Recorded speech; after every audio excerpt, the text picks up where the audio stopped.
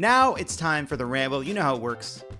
We spin the wheel wherever it lands. We rant about the topic. This week, we are joined by Crooked producer extraordinaire Caroline Reston and the host of Hysteria, returning champion, Erin Ryan.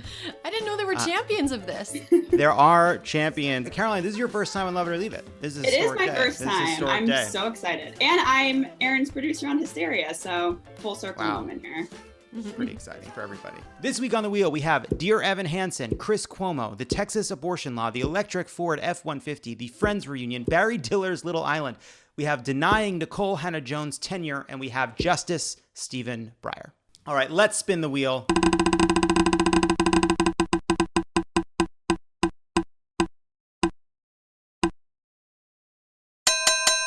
It has landed on Nikole Hannah-Jones being denied tenure in North Carolina.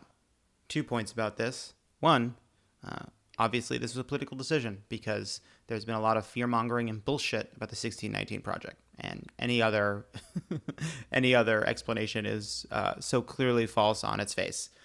Two, there are so many people who have made lovely boutique Substack careers out of decrying cancel culture. This is cancel culture. That is what this is. If there's any definition of it that makes sense, this is one of them. This is someone who is eminently qualified being denied a tenured position because of her politics, because her politics are viewed as either controversial or run counter to Republican orthodoxy or other orthodoxies about the founding of this country. And it is so obvious, and it is so obviously an opportunity for people who claim to care about what they call cancel culture to show that they don't just mean when it comes from the left, but they're not taking that opportunity. And it's interesting. It's interesting when it's not from the left, when it's about race, when it's about a black woman being denied a position because of her views on race, suddenly they go pretty quiet. Suddenly they have lots of questions. Suddenly they're very curious about the exact way in which the decision was made. So, I do think, like, we get into these, there's something about our politics, maybe this was always true, where our politics revolves around terms, and then those terms are stripped of all meaning. Like, that just happens over and over again. Like, fake news, cancel culture, we can make a huge list of them. Like, we create these terms, and then both sides create their own. They either have no meaning or create it like no definition that applies universally, and so it just becomes arguments over semantics. But like, I don't know what cancel culture is. If it means anything, it to me means punishing people for politics you disagree with that are actually totally reasonable parts of our debate, and it means corporations overreacting to criticism and viewing it as in their interest to accede to that criticism rather than standing behind their people. And we have two examples this week. We have Hannah Nicole Jones, and we have this reporter for the AP who was fired for her tweets and her past support of Palestinians. And both are examples of whatever cancel culture means. It means this, and it's amazing who cares and who doesn't. I would add to the point that you were making about taking terms and overusing them to the point that they're stripped of their meaning. I think that there's a deliberateness to it. Like, fake news does have an important, it's disinformation, and propaganda. And those are really important tools of the right. And then all of a sudden Donald Trump starts yelling about it like it's something that mainstream media is doing. So it totally sands down any meaning that it could have when we use it to say the thing that it means. Cancel culture has always been a right-wing endeavor. It's always been something that conservatives have worked to do. And to say that it is something that liberals are doing takes that word away from us and takes the real definition away from a real thing, which is what you were just talking about. Yeah, I think that's right. Let's spin it again.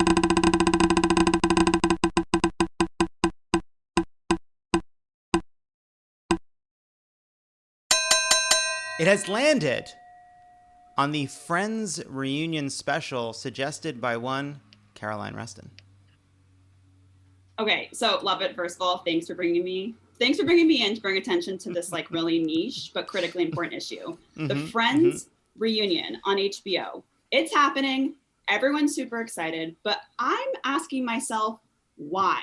Now, I don't need this reunion. But let me first preface this by saying you will be hard pressed to find another human being in this world who is a bigger fan, connects to the show more in their bones than I do. Like when I was younger, this show was my personality. I'm a huge fan. That said, we don't need this reunion. Giving us a Friends reunion feels like getting a documentary about keeping up with the Kardashians. Like, what else do we not know about this show? When I watch this trailer, like, I already know all these, like, fun facts. Like, I don't need to watch Matt LeBlanc get facts about his own show incorrectly. It's literally infuriating. And they all went on to be, like, major stars and, like, oversaturated. Like, we see them on Instagram. We see them on interviews. I pretty much would say Lisa Kudrow's show, Web Therapy, was a Friends reunion, considering every single one of them was on it. I'm sorry to interrupt, but I just also want to say that Web Therapy was so ahead of the fucking game. It's a Zoom show. It's a Zoom show. It is literally a It's Zoom amazing. show. Sorry, Caroline, please continue. No, so you watch it. So like the entire cast was on that show. So I feel like we've pretty much seen them reunited 400 times, or feels like there's nothing that special or that shocking that can come out of this. So do I need a check-in? No. Now, with that being said, I did cry when I watched a trailer, and we'll be watching every second, but I'm not happy about it. And I don't like that this new generation is all up in my favorite show. So no, I don't need it. Counterpoint.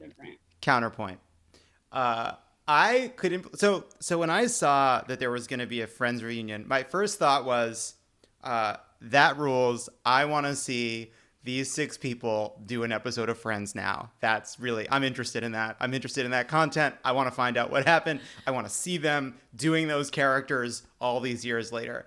And then I saw the trailer and I was like, oh, I see what happened. Nobody was interested in doing that. And they all said, basically, we'll give you one day and we'll do whatever you want, but we're not going to like act. We're not going to come in and be the characters. So they seem to have gotten them to do some kind of a table read of an episode, which I think is so funny. And they did some kind of conversations. I believe they marched them all out to the fountain to see the fountain again. Something about it felt like, I know obviously they're all like, obviously, you know, you get older with time, but something also about it felt like so slow. And I'm like, what am I watching? And what happened to the men? What happened to the men? You know what? Shame on you. Shame on you. What happened to them? I have questions.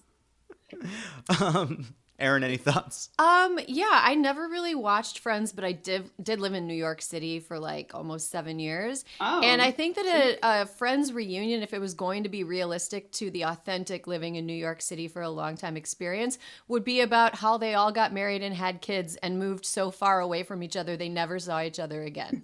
like Rachel moves to Queens and they like lose track of her and they're like, oh, she's still alive. That's cool. It's not realistic there are a lot of reasons that Friends is not realistic to the experience of living in New York City. Namely that like, it's weird that they're all white. That just doesn't seem quite right to me. But it is also weird that they stayed in touch all this time, because literally I ended friendships because I was like living in Harlem and somebody moved down to Crown Heights and it was like, well, I'm never going to see that person again.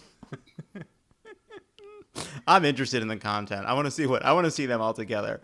I mean, of course I'll be watching. I mean, the trailer literally made me cry, even though I'm angry about it. It was emotional. They slow down, I'll be there for you. Like they do a slower tempoed pace and you're like, damn it. I also am pretty sure they're not ready for the exploration of Chandler's character as the villain of the show. But we're not ready for that yet. We're not ready for that conversation. Let's spin it again.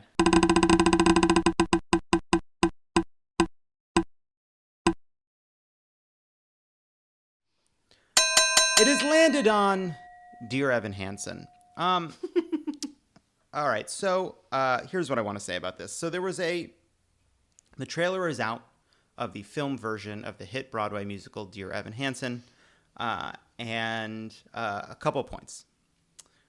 One, I am glad that people are finally coming to understand that this musical is not what they thought it was or assumed it was, which is the story of a sweet, befuddled, bully gay teen trying to fit in with other kids, but is in fact about a nebbishy sociopath who dupes a grieving family. I'm very excited that people are learning the truth about Dear Evan Hansen. This is something I've talked about for some time, didn't get the attention it deserves. Now, I think the songs are beautiful. I actually really love the musical. It worked on me. I cried. Questions about the moral values. But that's not what people are focusing on. There are a lot of people focusing on the fact that that to their mind, Ben Platt does not look like he is still in high school. And you know what? Ben Platt is not in high school anymore, but that's not the problem. The problem is there aren't enough cool parts for weird, gay, magically talented people. And it's so far been up to basically Ryan Murphy to find parts for weird, gay, national treasures and aging female movie stars. And it can all rest on Ryan Murphy's shoulders, all right? Like, I watched The Politician on Netflix, all right? And that was great, and it was great to see Ben Platt in that. But the injustice here, all right, put aside the critical tweets, there's not enough in this world for Ben Platt to do, all right? And he's a national treasure. Also, another important point, all the Evans Hansen are dating each other. They're all dating each other. There's like at least 2 couples. They all hook, which I think is hilarious. The Evans Hansen just hook up. And I think that's great and sweet and a great Broadway tale. And I do remember sitting in the theater in Broadway. I saw it on Broadway, obviously. And about like a few minutes in being like, I'm sorry, is this a straight character? Does this character have a crush on a girl? Okay, Broadway. Okay, cool. Let's spin it again.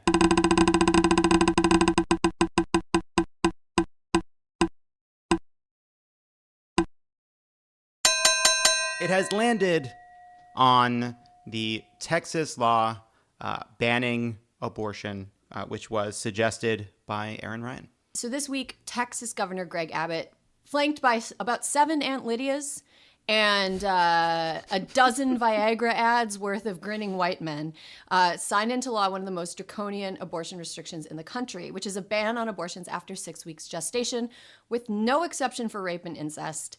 It's really, really cruel. It's incredible to me how little these fuckos seem to know about pregnancy. Like, first, most women don't know they're pregnant until they miss a period, at which point they are 4 weeks pregnant by the medical definition. Most OBGYNs don't see pregnant patients to confirm that they're pregnant until they're 8 weeks pregnant, because the embryonic tissue is so small, it's hard to even detect with an ultrasound before 8 weeks. And furthermore, the so-called heartbeat isn't even real a heartbeat. The heart isn't formed at all yet. It's just an electronic pulse and a connection of cells that will eventually become a heart. But facts don't matter to these people. I want to quiz Greg Abbott on the actual biology of what pregnancy is, or what pregnant bodies go through, and how hard a wanted pregnancy is on a human body, and how cruel it is to force somebody who doesn't want to be pregnant to go through it, because it's fucking cruel. Governor, do you know how many centimeters a cervix needs to be dilated in order to enable childbirth? It's 10 centimeters. It's like this. It's big. And you just want people to go through that who don't want to. And Greg, can you explain what pelvic floor collapse is? Don't Google it if you don't know already. Just suffice to say, it's deeply unpleasant.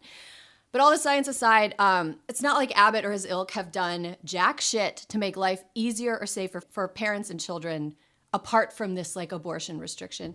Like, Greg Abbott has said nothing in the fight for paid parental leave. He actually fights against it. He has done nothing to protect pregnant workers, fights against that. He has not done anything to regulate toxic chemicals that are dangerous to moms and babies, fights against that. Done nothing to address the black maternal mortality rate in this country, or over-incarceration of mothers in a way that like separates them from their kids. Doesn't ever fight that either. He has not fought limiting access to guns. He's tried to make it easier for people to have access to guns, which often tend to kill people, including children. He has not done anything to protect vaccinated kids or unvaccinated kids from COVID. He's not done anything to promote affordable health care, comprehensive sex ed, access to birth control, universal pre-K and affordable daycare. All of the reasons that parenthood is difficult, he has not done anything to fix them. So all these people want to do, they don't want people to become parents. They don't want people to become mothers. All they want to do is say, fuck you to women in every way imaginable. Because they can't govern. They clearly have no ideas. So now that brings me to the biggest fuck you of all, which is about to come from the Supreme Court.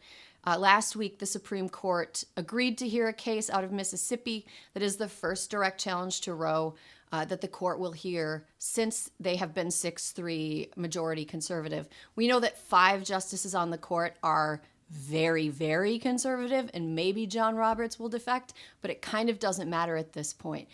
The Mississippi law that is going to the Supreme Court directly challenges Roe, and Roe is going to either fall or be really dramatically scaled back. And I don't think people quite grasp what's about to happen. And, before all of this, the Supreme Court stuff, a Texas 6-week ban would just be political theater. But now, shit has gotten real, you guys.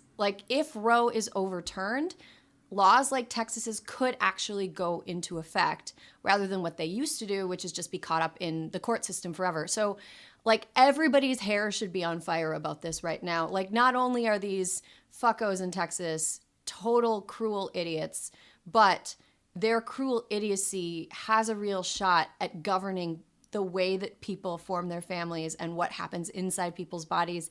And it fucking sucks. And that's my rant. Can we start writing laws that, or maybe this does exist, but laws that force men to be 100% a part of the process and have a financial investment in this? Because these guys seem to be getting off scot-free, and the women obviously carrying the entire burden of these early abortion bans. Yeah, so funny story. Actually, the state of Utah just signed a law into effect that would mandate that fathers pay for half of the prenatal care and childbirth costs associated with a woman. They do have a law in the books that if Roe falls, abortion would just automatically be banned in Utah. But the governor there was like, guys should have to pay for half of it. But still, it doesn't really matter if they're paying half of the money. No, of course. 100% of the biological cost of childbirth falls on people with female reproductive parts.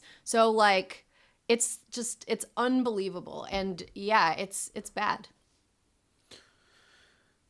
And I do, to your point, I do think also you made this point. I think it's worth reminding people. I do think one of the dangers in terms of the coverage is that it is going to be covered as a yes or no question. Did the court overturn Roe or did the court uphold Roe?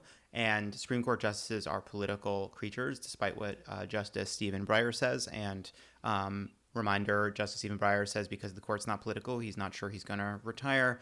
We have a 50-seat majority. As the Washington Post pointed out today, 14 of the 50 members of the Democratic majority in the Senate are from states where the GOP would appoint the replacement or there would be no replacement. 7 of those 14 are over the age of 70. Our majority hangs by an absolute thread. But the point I was making is only that because the Supreme Court is a political body, they know that they can get away with a lot by restricting Roe, but not overturning Roe. Mm-hmm. We should also just be I think that's a really important way we can talk about this in the leading up to these decisions is to say we are not watching to see whether or not they overturn it. We are watching to see whether or not they restrict access to healthcare for women and pregnant people. Yep, I totally agree. And one thing that the Mississippi law would ban abortions after 15 weeks, which is right at the beginning of the second trimester of pregnancy. Vast majority of abortions take place in trimester 1, but abortions that take place in trimester 2 often happen for reasons that are really, there's tragic reasons, there's reasons of funding, there are reasons of a changing nature of somebody's relationship. So sometimes it takes a long time for somebody to save up. And so they don't know that they're pregnant, especially if they're on birth control, or they found out that there's some sort of a birth defect that would not, the baby wouldn't survive. And they don't find that out until the second trimester. That's it's not possible to detect that until then.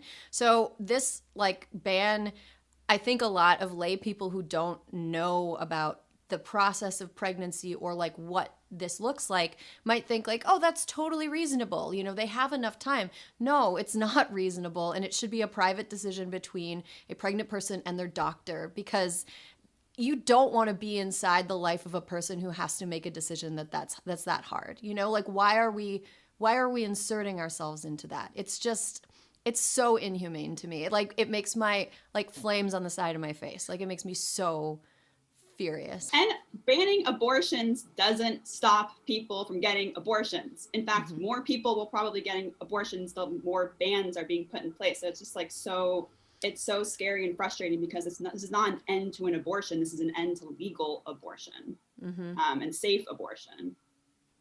Agree. Let's spin it one more time.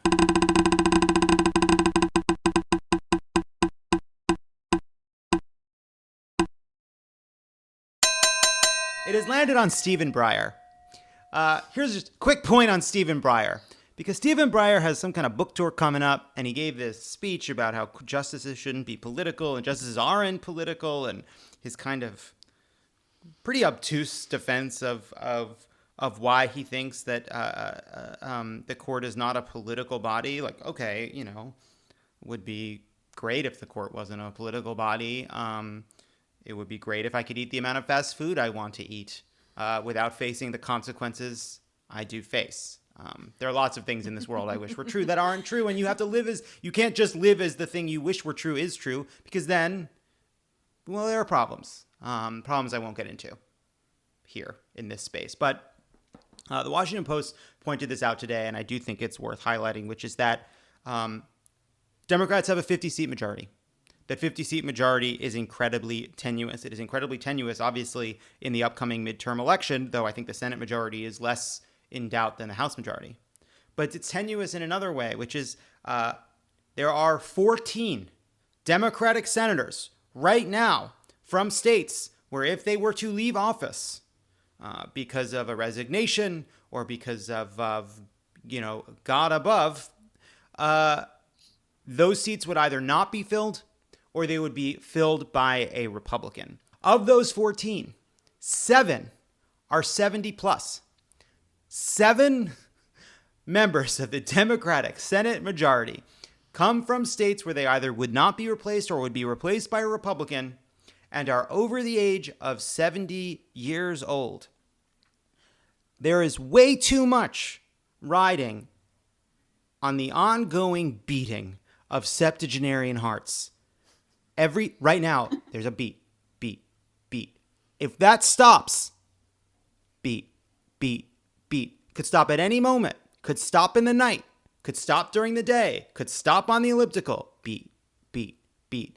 We have lost our ability to do so much. Replace Justice Breyer if he were to retire. Pass through reconciliation Joe Biden's family plan, Joe Biden's jobs plan.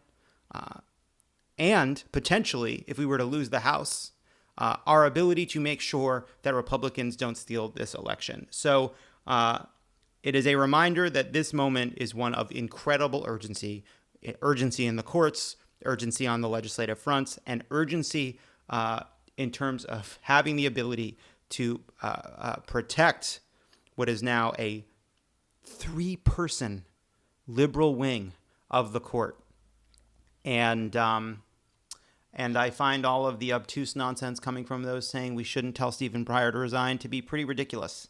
And, the argument seems to be you can't tell the truth because the truth makes Stephen Breyer upset. And I happen to hope that Stephen Breyer is smarter than that. Maybe he's not, but I don't think we should pretend that the truth isn't true just to assuage the ego of one old man with too much power.